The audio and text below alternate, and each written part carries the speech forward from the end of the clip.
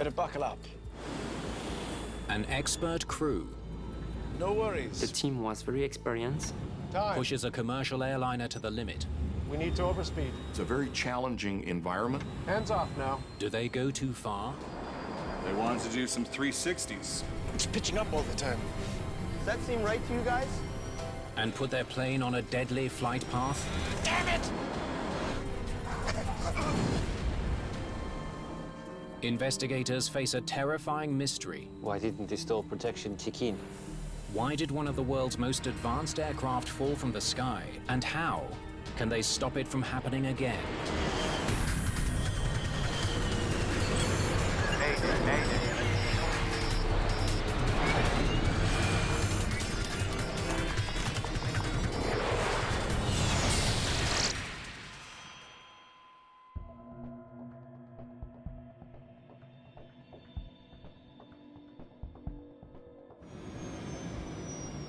Perpignan Airport in southern France. Air New Zealand engineers are getting ready for an unusual flight. Gentlemen, good afternoon. Find any problems under the hood? They've spent the last 3 weeks giving the A320 a complete maintenance check. Everything looks good. You won't have any problems. Now, Captain Norbert Keppel is going to put its automated systems to the test in the air. Looks like it's my turn. XL Airways Germany has been leasing the A320 from Air New Zealand. But a fresh coat of paint now displays its owner's colors. There's just one more step before XL can give the plane back. Better buckle up. Cabin is clear. No. Before XL Airways returns the plane to Air New Zealand, it must demonstrate that the plane is in perfect working order. It's very similar to returning a car off lease where the dealership will take the car, they'll let maintenance look at it, make sure that it hasn't been in an accident, that it hasn't been abused in some way, and that the systems actually work as designed. 888 Tango, how many minutes do you need? Captain Keppel from XL Airways Germany will be flying the plane. 2 minutes. His colleague, First Officer Theodore Ketzer, will help monitor the instruments. 2 minutes, we'll be ready. Also on board, Captain Brian Horrell of Air New Zealand. He'll be guiding the German pilots through a series of 35 in-flight tests that make up what's known as an acceptance flight. An acceptance flight is a flight where a crew, a specially trained crew, will take the airplane out and exercise all the systems, including the alternate systems. Okay, 888 Tango, departure is 3 November. 3 November. Do you have that? Yeah, 3 minutes. Test director and the pilots go through the test plan and agree step by step what they're going to do. It is a very intense period of time because you have a lot to do in a short period of time. 888 Tango, cleared for takeoff, runway 33. Clear for takeoff, runway 33. Okay, gents. Here we go.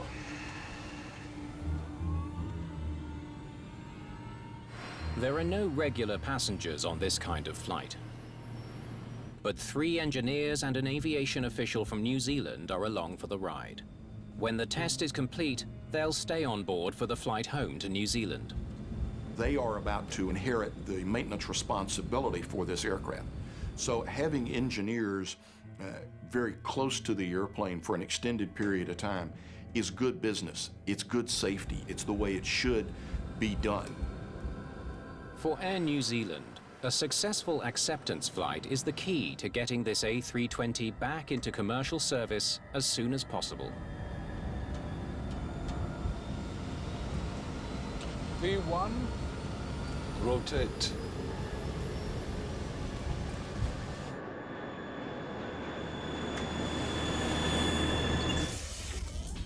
The Airbus A320 is one of the most automated passenger planes in the world. Its advanced computer systems handle most of the flying, reducing the possibility of pilot error.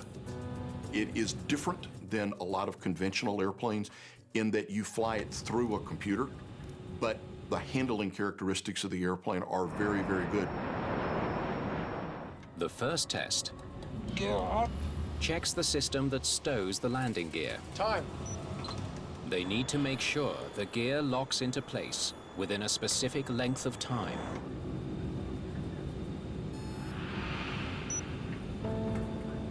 "14 seconds is good." AAA Tango, bonjour. Climb level 180. A new controller in Bordeaux takes over as Flight 888 leaves Perpignan airspace. Climbing, flight level 180.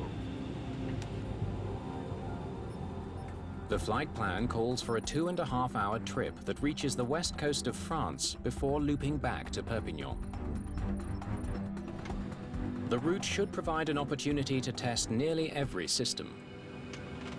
Do you need anything from us while we climb? Just says the climb flight level 310 and bank angle to 33. Check that it holds the bank angle, and beyond 33 that it rolls back.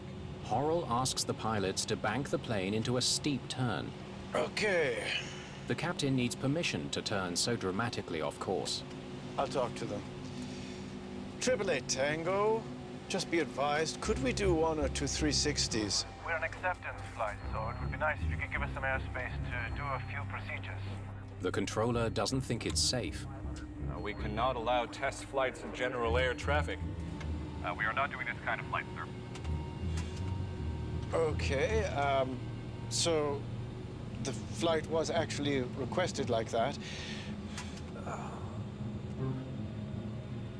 European airspace has got a lot of airplanes moving in a variety of directions. If there is conflicting traffic around them, then the air traffic controller has no choice but to deny the request. Captain Keppel doesn't argue. So, no worries. Just go back to Perpignan. There is probably a very minor annoyance level, but professional airmen are adaptive people by nature, and so we'll adapt to it and we'll pick this up later. AAA Tango, descend flight level 310 and turn right. turning right, inbound. AAA Tango. The Airbus will now loop back east of Bordeaux and return to Perpignan. 20 minutes later, Perpignan Air Traffic Control has Flight 888 back on radar. But as the plane descends, the captain begins to lose control. It's pitching up all the time. It's pitching up. The plane tips up steeply. Does that seem right to you guys? Stick forward. The captain throttles up and pushes his stick forward to bring the nose down, but it doesn't work. The captain's side stick goes forward. It's clearly an effort to try to lower the nose, and I believe he does not understand why the airplane doesn't respond as he's applying pretty well full power. Flaps up. Flaps up! Pulling in the flaps reduces drag and should help them regain control, but it's no use. The plane is diving towards the sea. Oh, God. Oh, God!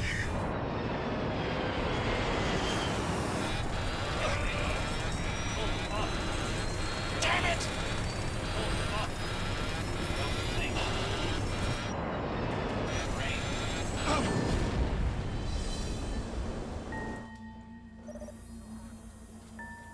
Triple Eight Tango, contact tower.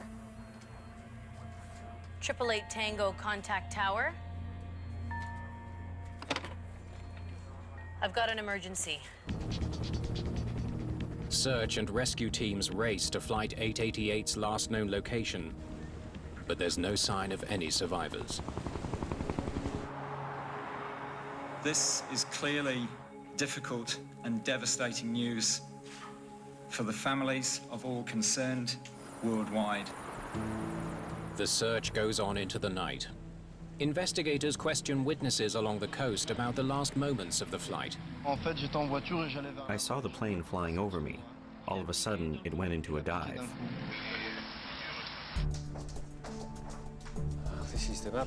French air crash investigators from the BEA are responsible for figuring out what went wrong.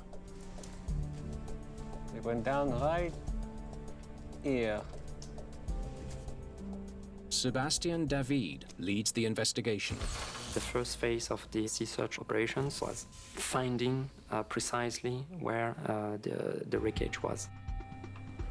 David and his team are under enormous pressure. I want you to mobilize all the resources. The A320 is one of the industry's most popular passenger planes. A large number of this kind of aircraft has been sold all over the world. It's also the first airliner to use advanced computerized controls. With the A320, automation flies the airplane the majority of the time. If there's a problem with the plane's high-tech flight computers, many more lives could be at risk. Investigators need to find the cause of the crash quickly, before it happens again. No one has survived the crash of XL Airways Flight 888. Grieving families arrive in France to recover the bodies of their loved ones. I didn't expect to be on my own at 34 like this. Air New Zealand executives are also on the scene. My commitment to the families was I want to stay here until we can bring our boys home, or we're in a position to determine that that's not possible. What on earth is an acceptance flight? The unusual nature of the flight presents an extra challenge for investigators. We did not have any reference for that kind of flight. There was no defined framework. No one may ever know what the crew was doing unless they can find the plane's flight recorders. We have to send the divers under the sea to find the plane. But bad weather is making it nearly impossible for divers to locate the wreckage. With a worsening forecast, the search and rescue teams have re-emphasized personally to me that there is real urgency behind their efforts to locate the two flight recorders. Jan Torres leads the recovery effort. Most of the time there was severe wind and swells on the surface, which made visibility on the bottom deplorable. That is only 50 centimeters to a meter. Searchers turn to sonar to hunt for debris from the plane on the sea floor. This was possible thanks to a minesweeper from the Navy. By using sonar, we were able to identify the larger pieces of wreckage. But finding the wreckage is only half the battle. Bringing it to the surface will take more time. It was climbing like this when you saw it?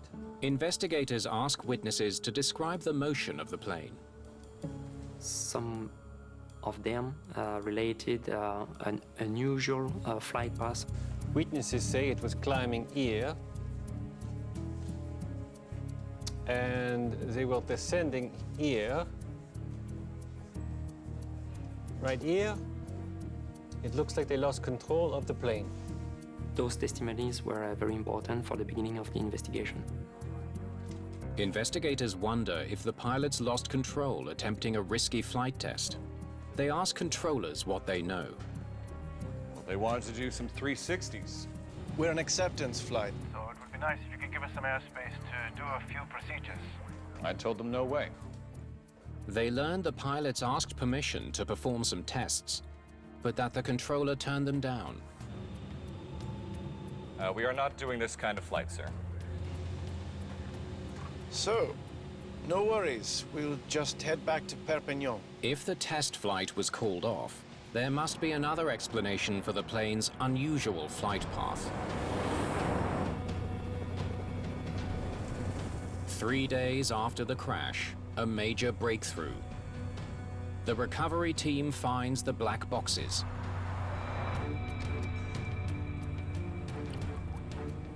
The flight data recorder and cockpit voice recorder may hold the clues investigators need. Nice and easy.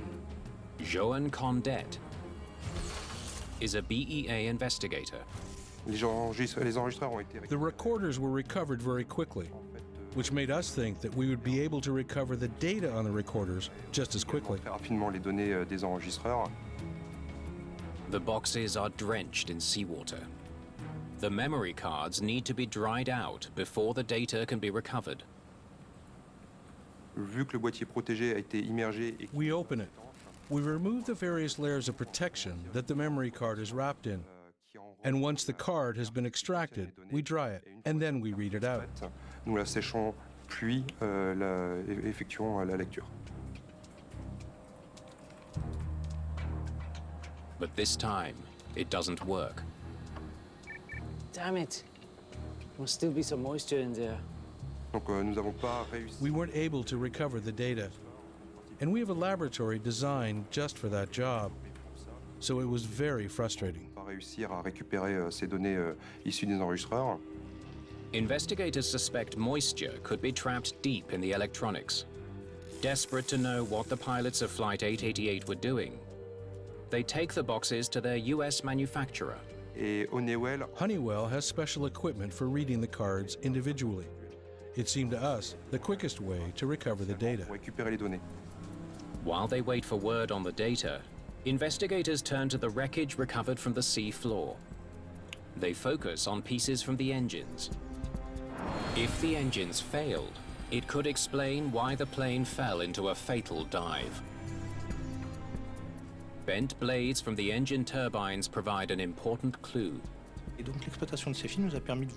We could see significant damage inside the turbines, and this suggests the engines were at significant speed of rotation at impact. The type of damage tells investigators that the engines were working properly when the plane hit the water. No sign of any problems here.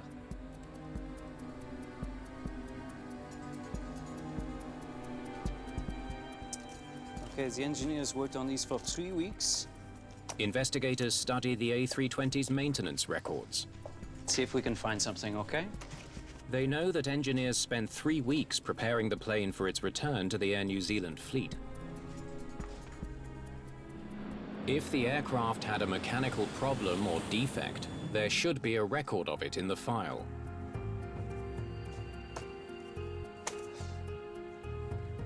But there's nothing that even hints at a problem with the plane.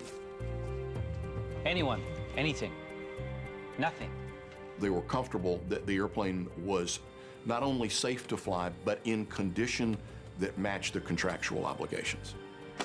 Investigators still have no idea what brought down Flight 888, so getting the black box data is more important than ever. It was a big frustration. We were sure that the flight recorders data would help us to understand what happened, but we had to wait.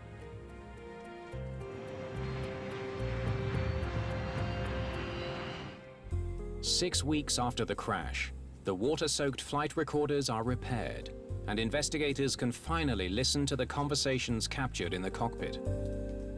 We're an acceptance flight, so it would be nice if you could give us some airspace to do a few procedures. What they hear confirms that the controller didn't give the crew permission to fly any tests. We cannot allow test flights in general air traffic. We cannot do this kind of flight, sir. Then they hear something disturbing. We haven't done a VHF-3 yet, have we? Got to do a call on that. Despite the controller's refusal, the crew continues testing the plane. Okay, we can do the VHF-3. Stop. Play that back. Investigators listen and take note of the tests the crew performed. Okay, we can do the VHF-3. Navigation systems, 2. The fact that the ACC controller did not allow the crew to perform the 360 led to a situation where the crew had to improvise to be able to follow the flight program. AAA Tango, descend flight level 310 and turn right. Turning right inbound, AAA Tango. The crew finds a way to fit some tests in while they fly back to Perpignan. Okay, that's good. During the turn, let's roll to 33, then to 45. A right turn gives the captain a chance to test the system that prevents the plane from banking too steeply.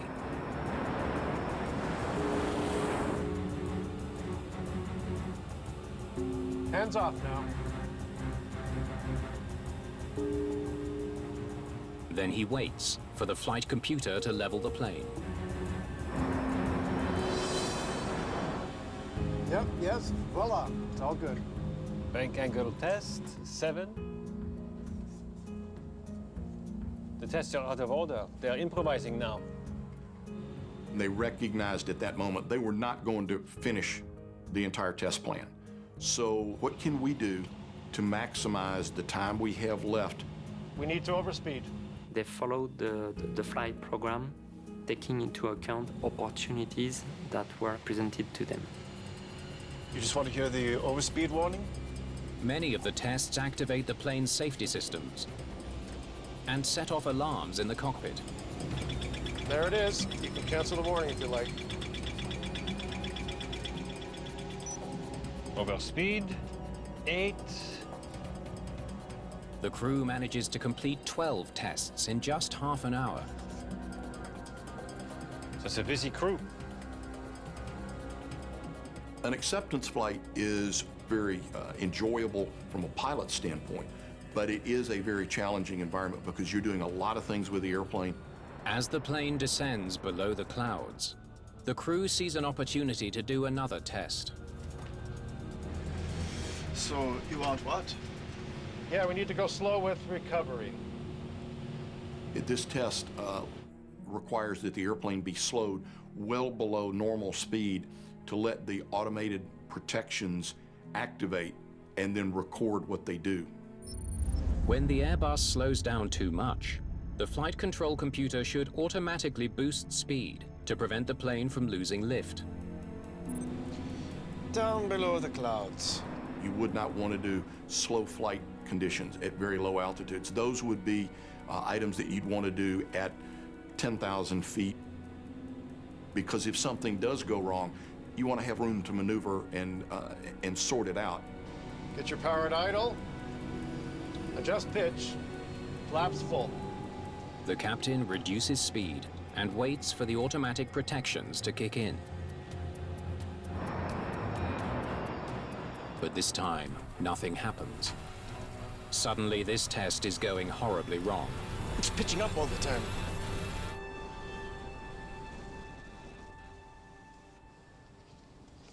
Why didn't the stall protection kick in? Why isn't the airplane responding? What do we need to do? Is there something else wrong? It's a diagnostic process that you don't have a lot of time with. So the big question that keeps coming back up is, why isn't the airplane responding as it has always done for me before? Airbus's automated protection system has proved invaluable on other flights. In 2009, just after takeoff from New York, a flock of geese disables both engines on a US Airways A320.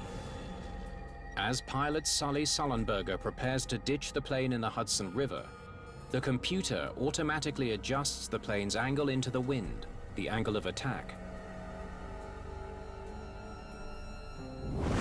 It keeps him from stalling, saving the lives of everyone on board. Investigators wonder if the crash of Flight 888 has revealed a hidden flaw in one of aviation's most famous electronic safety nets. A flaw that is putting thousands of passengers at risk every day. We had to understand the conditions which could have led to this situation. As the investigation into the crash of Flight 888 continues, the BEA learns of another aviation tragedy. An Air France Airbus A330 has crashed off the coast of Brazil, killing all 228 people on board. Sebastian David is losing some of his best investigators as they are reassigned to deal with the Air France crash. The team we had at the beginning of the investigation had to split into both investigations, so that makes it more difficult to conduct the investigation. Monsieur David, I have the angle of attack sensor data. Impeccable. Investigators hope the flight data recorder from XL Airways Flight 888 will finally explain what went wrong in the skies over Perpignan, France. Information from a key set of sensors stands out. That's odd. Partway through the flight, 2 critical sensors failed at exactly the same time. We know they were descending here, but the sensors still show a climb. Angle of attack sensors act like small weather vanes on the outside of the plane. During flight, they pivot. Their movement helps the flight computer monitor the position of the plane, so it can automatically adjust the flight systems to maintain lift. It is something that airplanes calculate continuously, and it is most critical as far as advising the pilots of an impending stall. If the sensors got stuck in one position when they malfunctioned, it would explain why the computer didn't detect the dangerous angle of the plane. We need to get a look at those sensors. But the sensors are still missing at the bottom of the sea. The entire gendarmerie was mobilized for the search. We made it understood that it was absolutely critical for our investigation. The wreckage is so deep that divers must work in shifts to avoid decompression sickness or the bends. Diving at 40 meters starts to become what we call a deep dive, and so a diver can only be exposed for a short time because we're dealing with compressed air.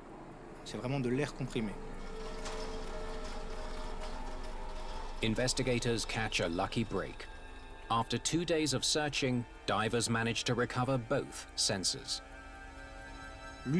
One was still attached to a part of the fuselage. A second was sitting by itself on the bottom. Investigators test the mechanism that allows the sensors to move. Anything? It's working perfectly. It was very difficult to imagine a common technical problem that led to the blockage of 2 angle of attack sensors at the same time, at the same value. There seems to be no way to explain why the sensors failed. Does something jam them? I want to see the FDR data again.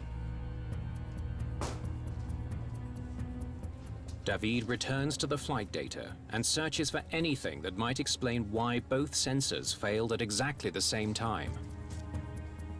I have never heard of angle of attack simultaneous failures. David graphs altitudes and corresponding air temperatures throughout the flight. Minus 50 at 32,000 feet. At high altitudes, the air outside the plane is extremely cold. This gives him an idea. Can the sensors freeze? If there was ice in the sensor mechanism, it might have frozen them in place. The theory would explain why they both jammed at the same time. It's pitching up all the time. Sending the plane's computer faulty data about the angle of attack for the rest of the flight. It's pitching up. With the 2 angle of attack vanes frozen, the flight control computers were not going to get the input that said, you are reaching critical angle of attack. Investigators wonder if rainwater from a severe storm flooded the sensors and then froze.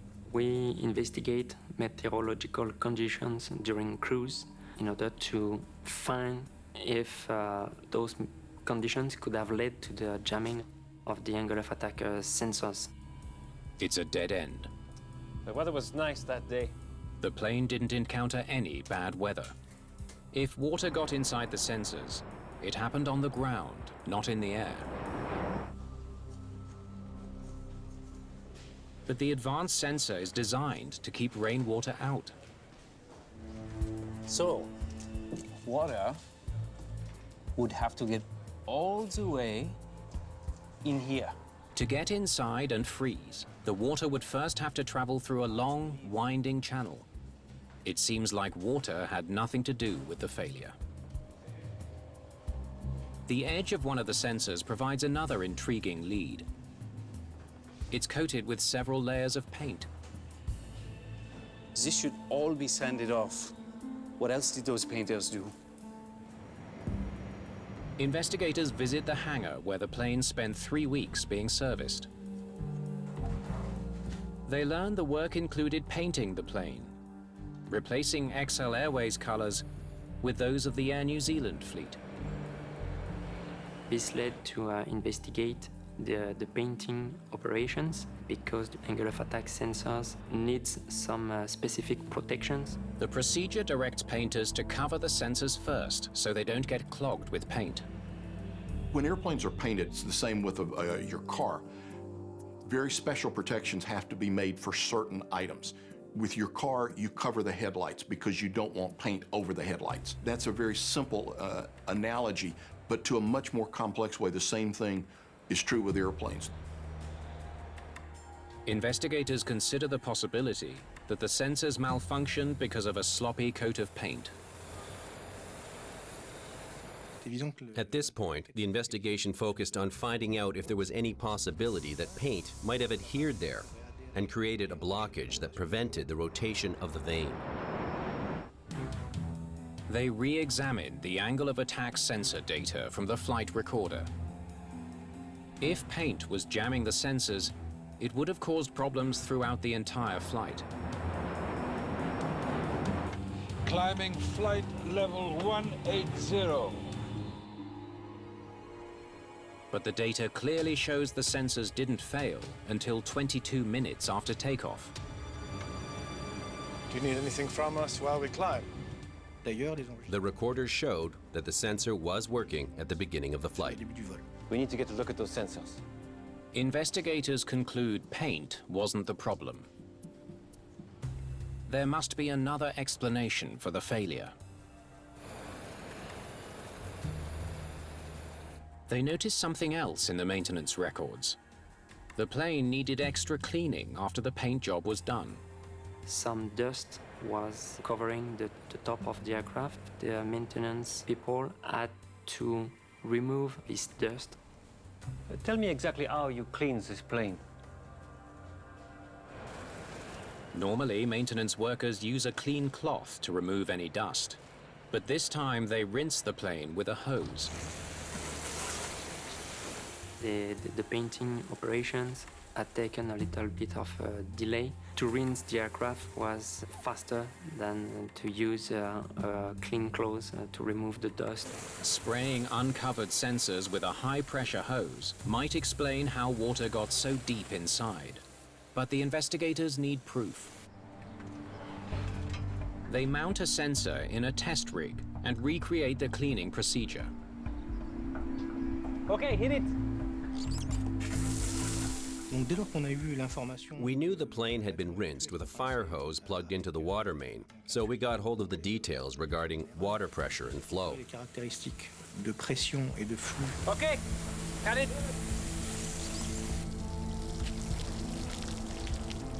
Okay, let's get it to the lab. Next, they place the sensor in a freezer and duplicate the cold air temperatures found at 32,000 feet.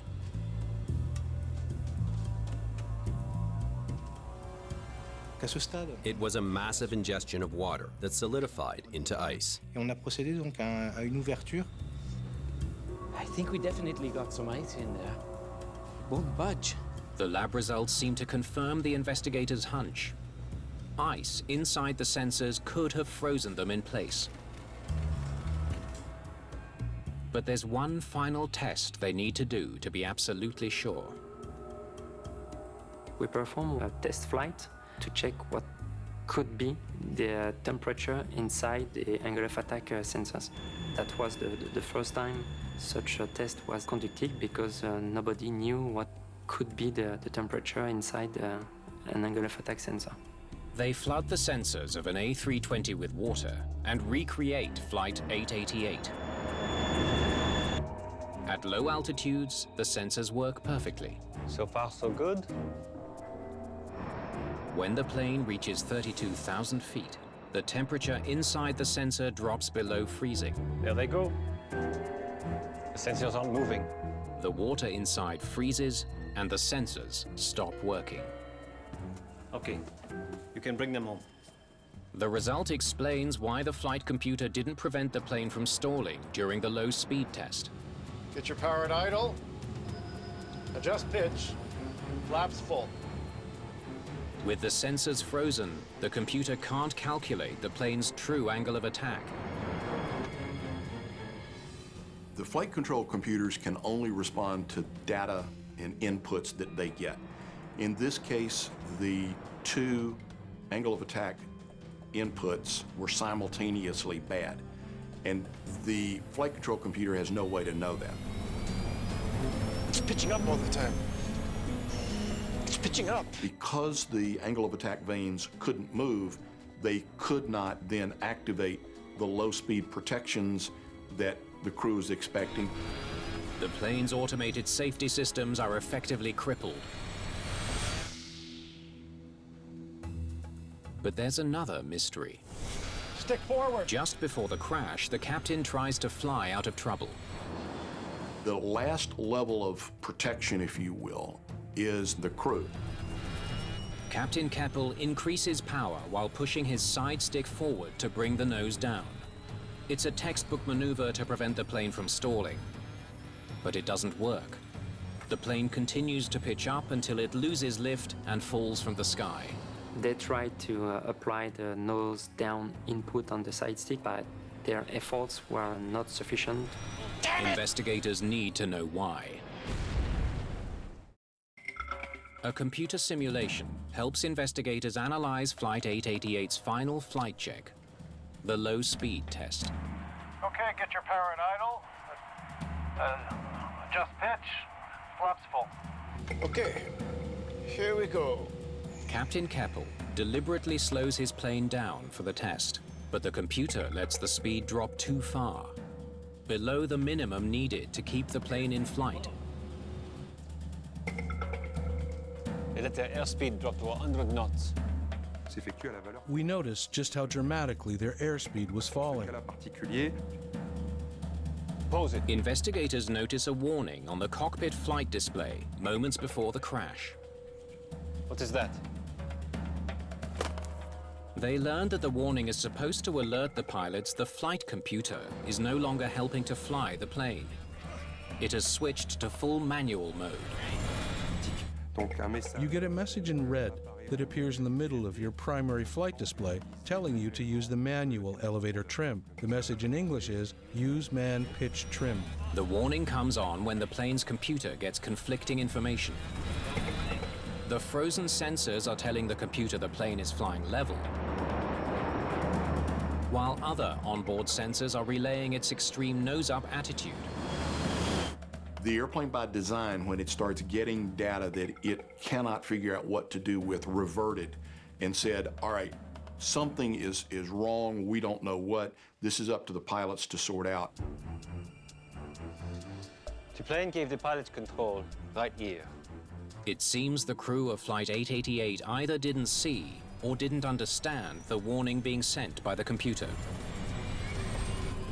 Stick forward. The pilot uses his side stick to try to lower the nose. In manual mode, that's just not enough. The crew also needs to adjust the trim wheel for a more dramatic change of pitch. The auto trim system is disabled, and the pilots are required to do that manually. But they never do. Now the pilots find themselves in a very, very difficult situation. The airplane's not accelerating, the nose is coming up, it's very hard to get it to come down, and they're at low altitude. The two crew members tried everything to recover and to check the control of the aircraft, but they did not fully understand the situation. Investigators check the pilot's qualifications. Perhaps poor training accounts for their failure to respond properly to cockpit warnings. The captain, who was the pilot flying, was the head of the operations divisions in the airline. The co-pilot was also very experienced as a co-pilot, and the captain that was sitting on the observer seat was also a very experienced captain. Everything looks fine. Their records are spotless. And so the team was very experienced. Investigators need to know why such an experienced crew failed to act quickly when their plane was in danger. They suspect one reason may be the unusual nature of this flight. An acceptance flight designed to test the plane's limits. Okay, that's good. During the turn, let's roll to 33, then to 45. Okay. Every time they test the plane, Hands off now. the automation fixes the problem. Yep. Yes. Voila. It's all good. Even when they hear alarms, they don't worry. We need to overspeed. You just want to hear the overspeed warning? They're expecting the plane to correct the problem. There it is. You can cancel the warning if you like.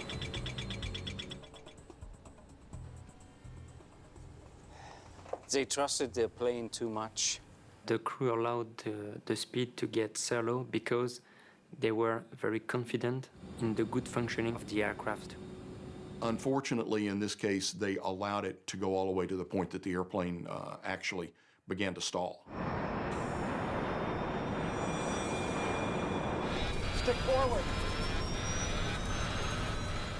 Then they were in a stall recovery situation without a lot of altitude to work with. Flaps up! Flaps up! With their plane in a catastrophic stall, the 7 men aboard Flight 888 were doomed. Oh, God! Oh, God! Damn it!